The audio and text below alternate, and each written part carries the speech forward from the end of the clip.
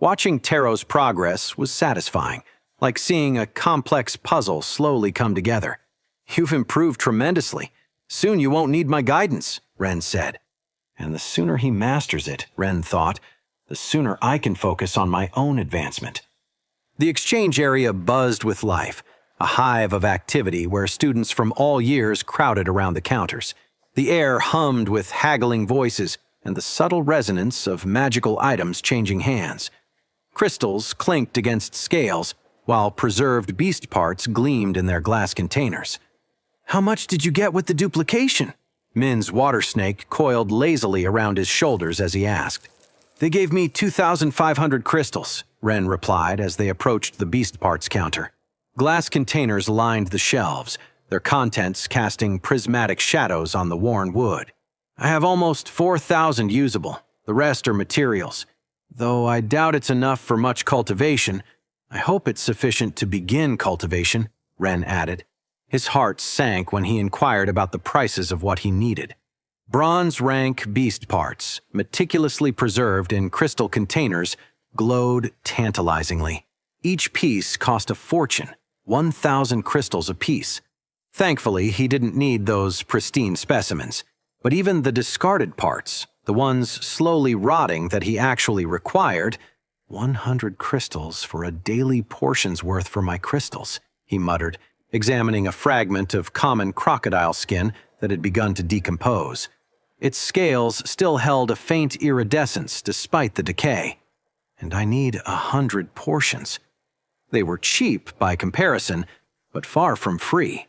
His spore wasn't the only creature that could utilize materials in that state for cultivation. The ewe whistled low and long. "Wow! 10,000 crystals just for that garbage? And you still need other materials, right? That spore really is a pain in your side. Sure the investment's worth it?" It was undoubtedly worth it, but the timeline was a problem. Ren nodded grimly and made his way to the poisonous fungi section.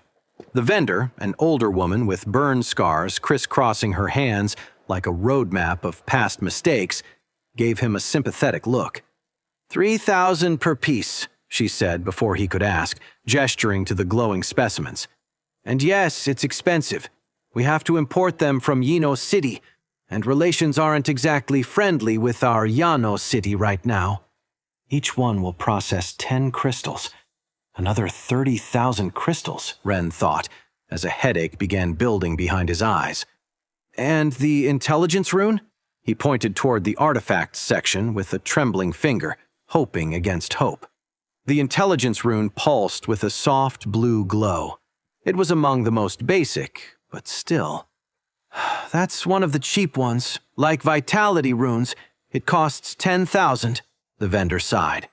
Ren calculated that he needed 50,000 crystals total. Min scribbled quick calculations in his notebook, his water snake peering curiously at the numbers. "Based on what you say you need, assuming luck keeps striking, you maintain your current gathering pace, and factoring in the school's duplication, 10 months minimum," Ren completed the thought, shoulders slumping slightly.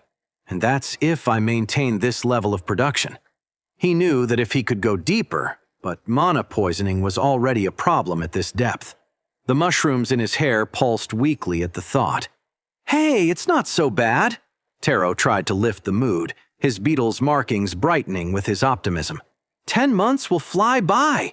Besides, meanwhile, I can keep improving my control and— Ren! The group turned to see Master Lin approaching, her crane's feathers shimmering with each stride. Her expression was unreadable, but there was a dangerous glint in her eyes.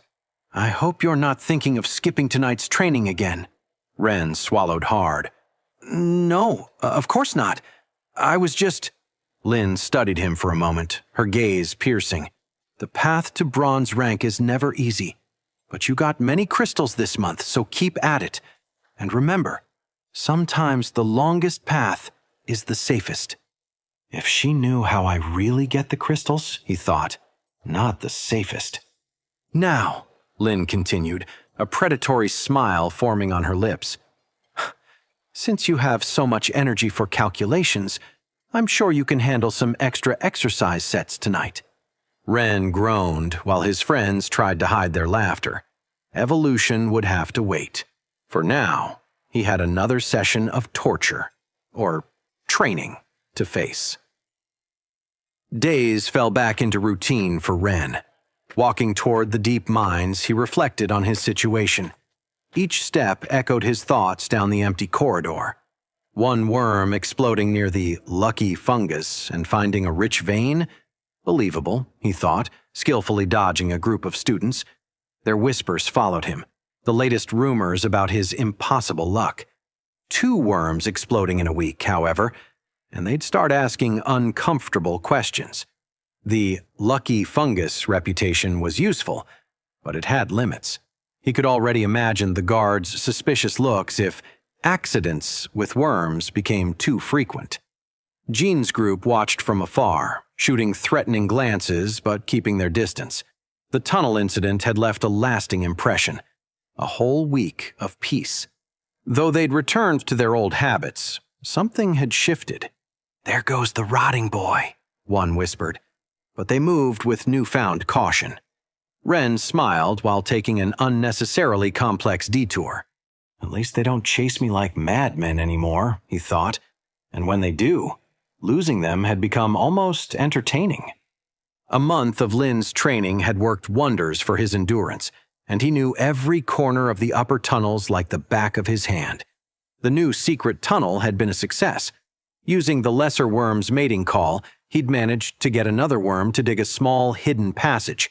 It was more discreet than the previous one, which the guards had quickly sealed after the incident. 5 bronze crystals, 50 iron, a quarter kilo of deep earth, he mentally tallied his daily gathering. A lucky amount, but not suspicious. The mushrooms pulsed as he descended through the hidden passage. The routine had become precise. Enter, gather for 30 minutes, exit. No explosions, no drama. Just a persistent student with a consistently lucky streak. But it's not enough, he calculated while carefully extracting a bronze crystal. At this rate, reaching 50,000 crystals would take far too long. He needed another way. His thoughts were interrupted by distant student conversations. Fragments about the upcoming gathering expedition reached his ears, making his heart race with possibility. The mushrooms in his hair pulsed stronger, responding to his sudden interest. The expedition was an opportunity to gather beyond the school's usual boundaries. New territories, he reflected while storing the day's crystals. New beasts, new resources. A smile formed on his face as he ascended. The risks would be greater outside school grounds, but so would the rewards. More importantly, nobody would question a lucky gathering during an official expedition. I'll need to prepare well, he thought while heading toward the exit. The mushrooms pulsed softly, as if approving his plan. The daily routine would continue for now, but the expedition promised to be an opportunity to significantly accelerate his progress. Wait, that's not the end. You've just had a free taste. Now get the full story on the Pocket FM app, link in description. Check out our next video and playlist, and don't forget to like, share, and subscribe.